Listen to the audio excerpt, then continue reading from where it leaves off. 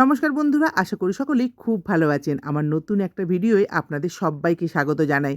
কাল রাত্রে পান্তা ভাত করা হয়েছিল।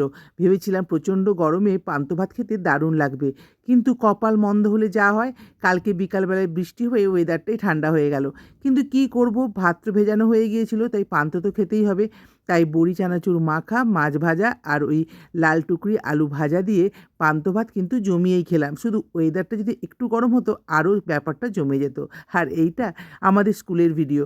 স্কুলে কালকে মেয়েরা আম আর শিলাকুল মেখে এইভাবে আমাদের দিয়েছিল। খেতে কিন্তু দারুণ হয়েছিল। বৃহস্পতিবার দিন সকালবেলায় ছেলেমেয়েকে স্কুলে পাঠিয়েই আমি ছুটলাম বাজারে।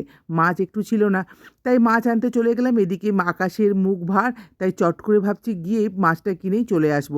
বেশে ঢুকেছি আর বৃষ্টি শুরু, আর বলবেন না। আজকে আর বেশি বাজার করে আসিনি, কারণ এই বৃষ্টিতে ভিজে গেলে মুশকিল। তাই ফিরে এসে দেখি প্রতিমাদি রান্না বসিয়ে দিয়েছে, ঢ্যাঁড়সের তরকারি হচ্ছিল। আর আমি ভাবলাম এই পাকে একটু ইস্ত্রি করে নিই, যে জামাটা পরে যাব সেটা একটু ইস্ত্রি করে নিচ্ছিলাম। বৃষ্টির দিনে অতটা গাড়ি চালিয়ে যেতে বড্ড কষ্ট হয়, কিন্তু অগত্যা যেতে তো হবেই। সবাই ভালো থাকবেন, সুস্থ থাকবেন, সবাইকে নিয়ে খুব আনন্দে